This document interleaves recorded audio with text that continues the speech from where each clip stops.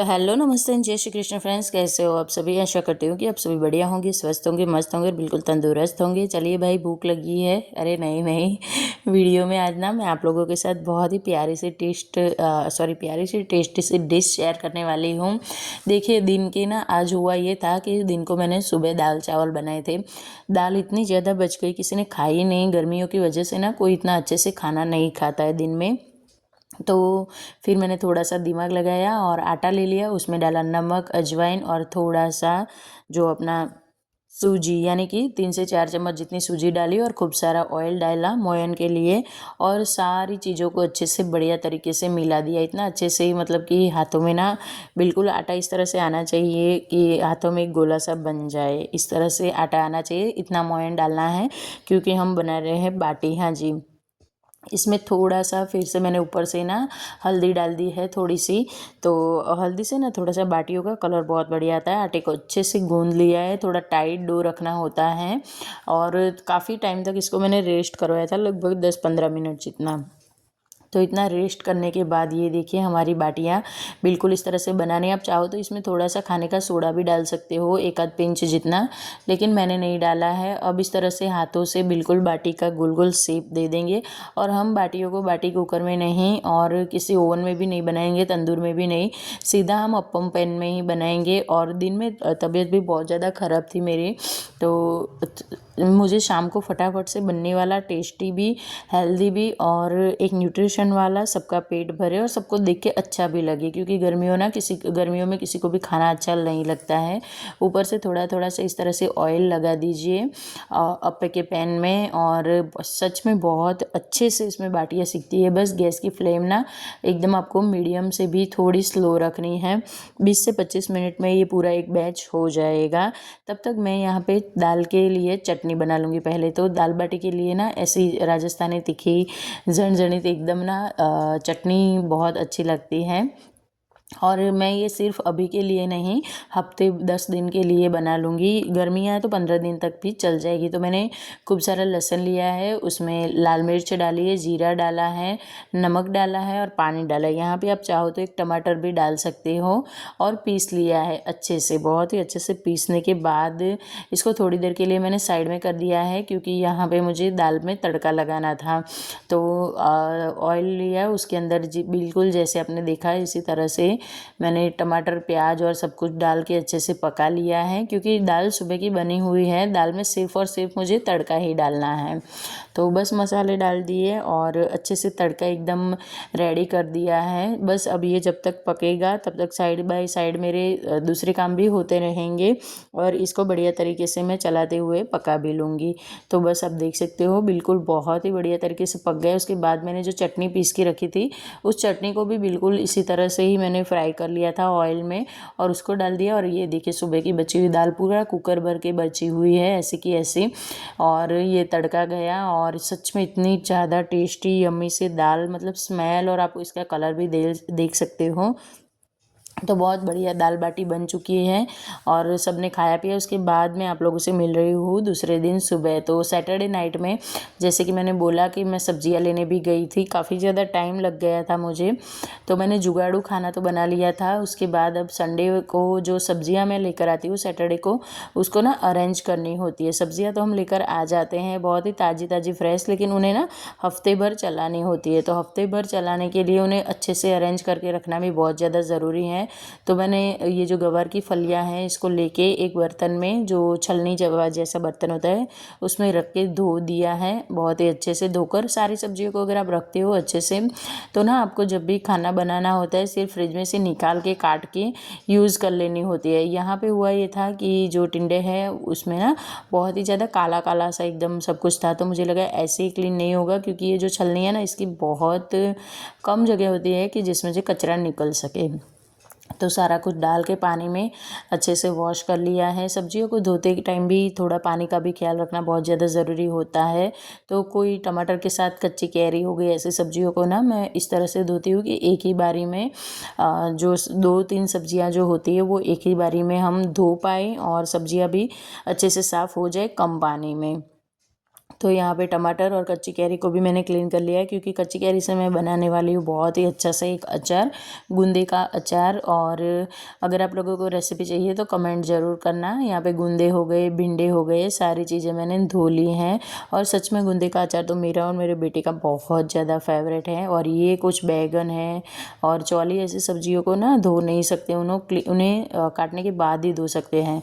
अब जब तक ये सब्जियां सूखेगी तब तक मैं घर के सारे काम निपटाऊंगी, सुबह की क्लीनिंग। तो कहते हैं कि सुबह उठने के बाद सबसे पहले ना अपना बेडरूम क्लीन करना चाहिए। अगर आपका बेडरूम क्लीन हो जाएगा, बेड क्लीन होगा, तो आपको ना रूम में आना अच्छा लगेगा। आपको थोड़ी कुछ टाइम के लिए, मतलब कि अगर बिखरा बिखरा सा पड़ा हुआ है आपका बेडरूम, तो देखने में बिल्कुल अच्छा नहीं लगेगा। और आजकल मैं ये करती हूँ कि एक बेडशीट जो होती है ना इलास्टिक वाली, वो फिटेड बेडशीट को नीचे बिछाए रखती हूँ और ऊपर से अलग अलग बेडशीट को बिछाती हूँ। तो उससे ना बेडशीट की जो लाइफ होती है वो भी बच जाती है, गद्दा भी अच्छा रहता है, मैट्रेस जो होता है हमारा वो ना ज़्यादा गंदा नहीं होता है। और ये थोड़ा सा ना बस एकदम साफ़ सुथरा सा लगता है, क्योंकि वो जो बेडशीट है ना वो मेरी फट चुकी है, जो फिटेड है वो। तो बिल्कुल ऐसे फटी हुई चादरों को भी बिछाना सही नहीं है और फेंकना भी मुझे सही नहीं लगा। उससे अच्छा लगा कि जब मुझे ऊपर अलग से चादर बिछानी है तो फिर मैं उसे नीचे मैट्रेस प्रोटेक्टर की तरह भी रख लूँ। और ये देखिए मेरा बेड बहुत ही बढ़िया क्लीन हो गया। अब मेरी एक आदत है कि जिस जगह पे मैं जाती हूँ ना उस जगह का हर एक कोना क्लीन करके ही निकलती हूँ। तो हमारे घर में बहुत सारे आजकल तो जितने लोग होते हैं उतने फ़ोन होते हैं, बहुत सारे इलेक्ट्रिक हमारे पास ऐसी चीज़ें होती हैं जिनकी चार्जिंग की ज़रूरत होती है। अब चार्जिंग की ज़रूरत होती है तो बहुत सारे चार्जर भी हो जाते हैं, तो वो भी इधर उधर फैल जाते हैं। तो मैं उन्हें ड्रॉअर में रख के, चीज़ों को अपनी जगह पे रख के, सारा कुछ समेट के फिर यहाँ से निकली। तो अब देख सकते हो ये भी मेरा एक एरिया था वो कंप्लीट हो गया।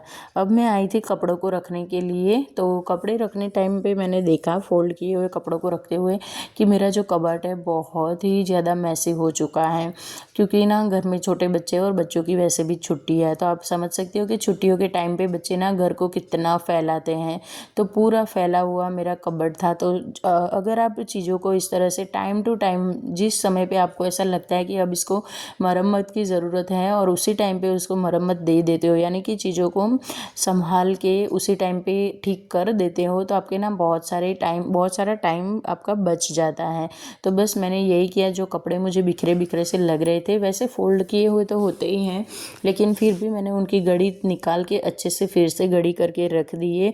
और यहाँ पे मेरा कबर्ड का जो एक पार्ट था वो बहुत अच्छे से साफ़ हो गया था। उसके बाद मुझे बच्चों के कपड़े भी रखने थे। उनका अब कबर्ड भी बहुत ज़्यादा बिखरा था, लेकिन अब भी टाइम नहीं था। इनको मैं फ्री टाइम में शांति से करूँगी, जब मेरे पास टाइम होगा तब, क्योंकि ये बहुत ही ज़्यादा बिखरा हुआ था, इसको काफ़ी टाइम लगेगा। अब यहाँ पे शाम का टाइम हो गया है, तो शाम के टाइम में बच्चों के लिए चाय के साथ में स्नैक में मखाने देती हूँ। अनहेल्दी और बाहर की अनहाइजेनिक चीज़ों को देने से ज़्यादा अच्छा मुझे लगता है कि मखाने हो गए और फिर मखाने के साथ साथ अगर आप इनको ना गुड़ के साथ भी अच्छे से मीठे वाले मखाने भी बनाकर बच्चों को खिला सकते हो। तो शाम के लिए मखाने सबसे बेस्ट है। अब मखाने भूनते भूनते मुझे याद आया कि घर में जीरा पाउडर ख़त्म हो गया है। तो शाम का टाइम मैं इस तरह से यूटिलाइज़ करती हूँ कि शाम के टाइम पे घर में जो कुछ ऐसे काम होते हैं जो हम लोग सुबह की भागदौड़ में नहीं कर पाते हैं, या फिर मील प्रिपरेशन के टाइम हमें टाइम नहीं मिलता है। गर्मियों में सबसे ज़्यादा पी जाती है छाछ, और मसाला छाछ में मेरे घर में ना मसाला छाछ के लिए सबसे पहला ज़रूरी होता है ज़ीरा पाउडर, भुना हुआ ज़ीरा पाउडर। तो टाइम टू टाइम, मतलब कि जैसे टाइम मिला मुझे उसी टाइम पे मैंने जीरे को भून लिया है और सोचा कि थोड़ा सा ना इस पत्थर की खलदस्ते में कूट लूँ, लेकिन कूटने से नहीं हो पाया, क्योंकि इसके अंदर ना जगह बहुत कम रहती थी। तो फिर सोचा चलो अच्छे से बढ़िया पाउडर बनाना है, तो इसको ना मैं मिक्सी में डाल के ही पीस लेती हूँ, तो मेरा एक काम हो जाएगा। और गर्मियों में सबसे ज़्यादा छाछ जो होती है वो हमें हाइड्रेट भी रखती है। ज़ीरा बॉडी के लिए, डाइजेशन सिस्टम के लिए बहुत ज़्यादा अच्छा होता है। तो ऐसी चीज़ें घर में अगर हम बना के रखते हैं तो बाहर से हमें ज़्यादा पैसों में चीज़ों को ख़रीद कर नहीं लाना पड़ता, और ऊपर से हमारे बहुत सारे पैसों की सेविंग भी हो जाती जाती है।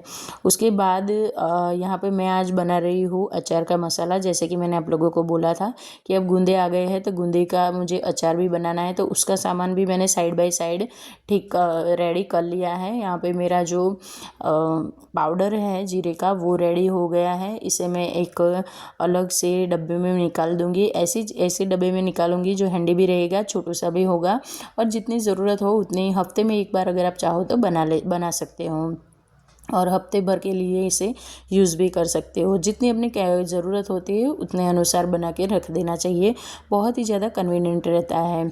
अब मैं बनाऊंगी अचार का मसाला, वो भी घर का ही बनाऊंगी इस बार, बाहर से नहीं लाना है मुझे। मैं जब घर पे हम बना सकते ट्राई कर सकते तो बाहर से क्यों लाना। ये है मेथी की दाल। मेथी की दाल थोड़ी ज़्यादा है, और राई की दाल हमारे यहाँ गुजराती में मेथी ना कुरिया ने राई ना कुरिया इस तरह से बोला जाता है। तो मेथी की दाल मैंने डाली है। इसको थोड़ा थोड़ा सा पल्स मोड पे पीस लेना है ताकि ये मुंह में ना आए खाते टाइम, और इसका टेस्ट ना ज़्यादा कड़वा ना लगे। वैसे थोड़ी कड़वी तो होती है लेकिन सेहत के लिए बहुत ज़्यादा अच्छी भी होती है। अगर आपको ज़्यादा पसंद नहीं है तो आप ना थोड़ी कम भी कर सकते हो इसको, लेकिन इसका नाप सही होगा तो ना आपका अचार बहुत ही अच्छा बनेगा। मेरे घर में सच में सबको ना ज़्यादा थोड़ा सा कड़वा लगा, क्योंकि हम लोग हमेशा रेडीमेड अचार यूज़ करते हैं, और रेडीमेड अचार का जो मसाला होता है उसमें मेथी थोड़ी कम होती है, इतनी ज़्यादा नहीं होती है। उसके बाद मैंने ये जो राई की दाल थी उसको भी पीसना है, लेकिन उससे पहले यहाँ पे आप देख सकते हो बिल्कुल इसी तरह से मैंने फैला लिया है मेथी की दाल को। और उसके बाद ये जो राई की दाल है इसको भी अच्छे से मैं बिल्कुल उसी तरह से पल्स मोड पे थोड़ा थोड़ा करके पीस लूँगी। उसके बाद इसे जो बीच में गैप है उसमें रख दिया है। उसके बाद अब इसमें मैंने ये सौंफ जो होती है हमारी, मेरे पास मोटी वाली, आपके पास अगर छोटी वाली है तो भी चलेगी, तो इसको भी मैं पीस लूँगी। और दरदरा पीसने के बाद इसको भी मैंने डाल दिया। बहुत ही बढ़िया टेस्ट आता है अचार में सौंफ का भी।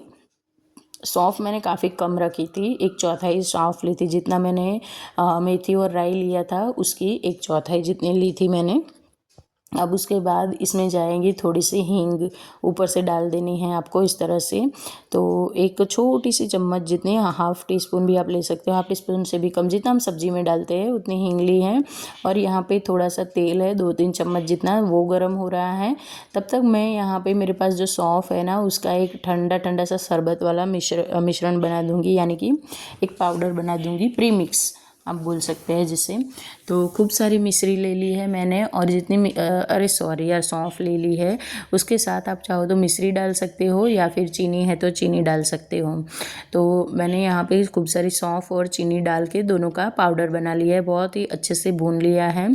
तो जब तक ऑयल ठंडा हो रहा है इतने में यहाँ पे मेरा ये जो प्री मिक्स है ये भी बन गया है शरबत का। बस अब ठंडा ठंडा पानी लीजिए, उसमें नींबू निचोड़िए और ये प्री मिक्स डाल दीजिए, तो हो गई ना आपकी बहुत ही अच्छी सी गर्मियों वाली ठंडी ठंडी ड्रिंक का प्री मिक्स रेडी। और आपको किसी टाइम भी चाहिए, जब भी मन करे सीधा इसमें से 1 चम्मच निकालो, 1 गिलास पानी, और हो गया काम। अब इसमें ये जो हमारी दालें सारी पिसी हुई है अचार का मसाला, इसमें थोड़ा सा तेल मैंने डाल दिया है। अब इस तेल को अच्छे से हम मिला लेंगे। सारी जितनी भी ये दालें हैं इन सभी दालों में बढ़िया तरीके से मिलाना है। हर एक चीज़ के ऊपर इसको कोट होना बहुत ज़्यादा ज़रूरी है। अच्छे से ये कोट हो जाएगा। उसके बाद ऊपर से आपको इसके जो अलग मसाले हैं वो सारे डालने, और अचार के मसाले में नमक ना आपको थोड़ा सा ड्राई रोस्ट करके डालना है। उससे ना आपकी अचार के मसाले की सेल्फ लाइफ बहुत ज़्यादा बढ़ जाएगी। नमी नहीं होनी चाहिए बिल्कुल भी। यहाँ पे मैंने हल्दी डाल दी है। हल्दी को डालने के बाद फिर से अच्छे से सारा कुछ चला लिया है, हिलाते हुए बढ़िया तरीके से मिक्स किया। उसके बाद मैं डालूँगी कश्मीरी लाल मिर्च। लाल मिर्च में आपको बहुत ज़्यादा ध्यान देना है, ज़्यादा तीखा मिर्च आपका नहीं होना चाहिए। आपको कश्मीरी रेड चिली ही डालनी है। मेरे पास 2 तरह की मिर्च है, मैंने दोनों तरह के डाले हैं क्योंकि मेरे घर में थोड़ा सा तीखा पसंद किया जाता है। थोड़ी सी तीखी मिर्च डाली, आप देख सकते हो यहाँ पे बहुत ही कम मात्रा में। और सबसे ज़्यादा मैंने डाला है यहाँ पे कश्मीरी लाल मिर्च, तो बहुत ही अच्छा सा कलर भी आ जाएगा। और घर के बने मसाले ना सेहत के लिए भी अच्छे होते हैं, और किसी तरह के प्रिजर्वेटिव नहीं होते, तो हमारी सेहत के लिए बहुत ज़्यादा अच्छा है। आशा करती हूँ कि आज का वीडियो आप लोगों को पसंद आया होगा, हेल्पफुल रहा होगा। अच्छा लगे तो चैनल को सब्सक्राइब करें। मिलते हैं नेक्स्ट व्लॉग में। राधे राधे फ्रेंड्स।